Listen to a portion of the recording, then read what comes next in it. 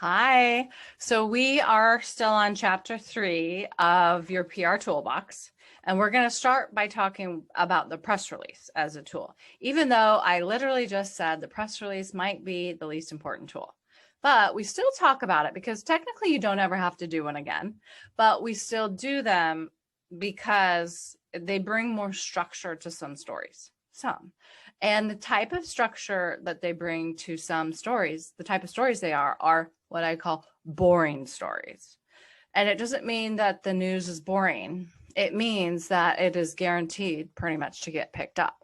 So those guarantees are listed in chapter 2 in the bullet points, except like I said, I missed one, which is funding. Funding is a guarantee. You'll probably get coverage for that. It's not boring, but you get $1 million, you send a press release out, you get some coverage. How hard is that for the PR person, right?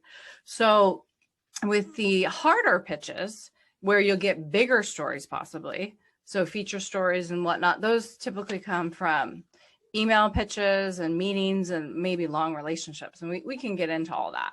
But so the reason why, again, the press release just reminds you to do things like quote people or add an address in, or these mundane things that actually, if you're sending the release to the right person, it will get picked up. Meaning, rather than getting 2 lines in a story, you'll get 2 paragraphs in a story.